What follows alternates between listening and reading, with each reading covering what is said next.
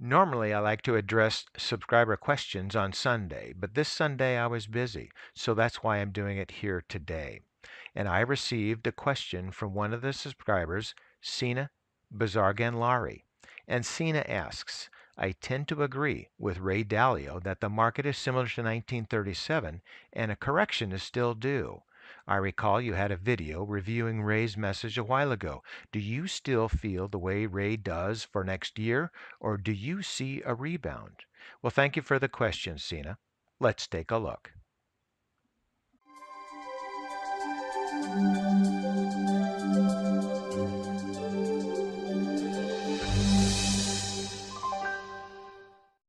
Well, they didn't have the S&P and they didn't have the Nasdaq back in 1937, but they did have the Dow, and this is the best that I could to replicate that, and it's through the Dow Jones Industrial Average ETF.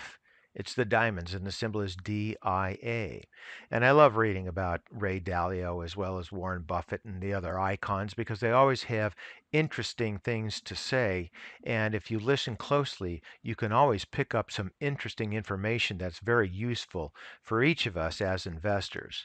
Now, are we going through a correction as we did in 1937? I can't necessarily say that it's going to be an exact repeat, but history does rhyme, and I think we're going through a correction right now. We had the top here earlier in 2018, actually in late 2018, and we came down to this point there, which is still above the 50 EMA.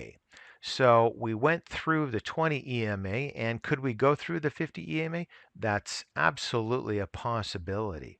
But let's go down here and look more closely at the MACD. This is where I think the major concern in my mind resides. And the MAC is my favorite oscillator to take a look at. And you can see that the fast line came down quite quickly and sharply through the slow line at that point there. So we're about here. Now, it came down fairly sharply here in 2015. It didn't quite come down as sharply here in 2011. It did come down sharply in 2008. Here, it sort of trundled along sideways, didn't really pierce through, but also here in the year 2000, it came through, but it took a couple of years before it finally bottomed. So looking back at this formation that we have currently, that's a pretty sharp move below. Probably similar only to 2015 and maybe 2008. So one or the other, I think we're going to repeat. I don't think we're going to repeat the great financial crisis here. I do think we'll probably repeat the 2015 time frame. To me, it just has more similarities, and we'll talk about that here in a second. But looking at the histogram, we definitely topped out here in early 2018 and have been coming on down. So I think we have further to run.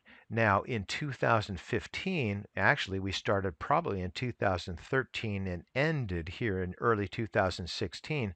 So that was a longer period of time. In 2008, the actual top was probably here, at least the top in the histogram was in mid 2007, and then we ran all the way into 2009. I don't think we're going to go that deep. We are starting higher. We've been running down for about a year now, and I think we still have a little bit further, but I don't think we're going to go this deep. And we'll talk about that in a second here too. Looking at the price rate of change, definitely moving down to the zero line.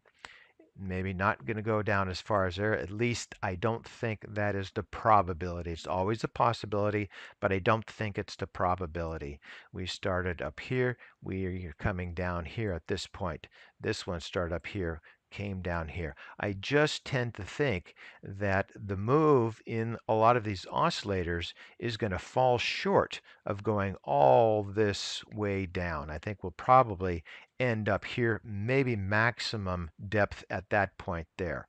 Now, this is all my speculation, and it's basically based primarily on volume. There's hardly any volume in this downtrend, so I don't see it as serious. I don't see as much panic, and I don't see it as critical as it was here in 2007 through 2009. We just don't have that level of volume. It was a very scary time from mid 2007 through early 2009, and maybe even longer than that. And we just don't have the same circumstances today. Something broke back in the great financial crisis, and that was Lehman, Bear Stearns, and a lot of the other financial concerns. They were in bad, bad shape. We're not in as bad shape now as we were back then. Let's move on back up to the price chart. Now, there's a lot of fear out there with regard to the quantitative tightening, and we have the yield inversion coming. All of that is true, but I still think that there's trillions and trillions and trillions of dollars out there, and it's still making its way into the market. It's going to have to go someplace, and I think it's going to go into the market, and I think it's going to offset any major bear market that we have. So I'm only looking for a correction, something along the lines as we had here in 2015, 2016, but nothing like that. So I'm looking for a correction here. We are just barely into it, at least on the downside below the slow line here looking at the MAC. Again, we did start up here, and we have been going through it for about a year now, but I still think that it's not going to be as serious, and we're going to have to watch us real closely here within the next, say, several weeks and few months. But I think it's going to prove out to be a correction, perhaps on the size again of 2015 to 2016. Hence, keep your money close to you, because I think there's going to be some very good opportunities. And as I've discussed in previous videos, I think it's different this time in that back in the great financial crisis, a lot of the stocks all came down at the same time. That's not happening now. Some of these stocks have come down over the last 2, maybe even 3 years.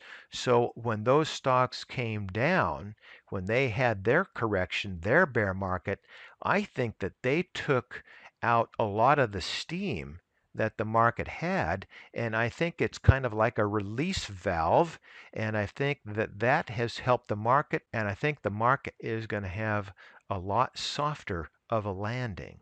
So I think it's going to be a correction, a bear market for sure, but nothing as bad as we had in 2008, 2009. So that's just my opinion. So stay with me and we'll see if it turns out to be correct. So for today, that's ChewDog Charts. Thank you.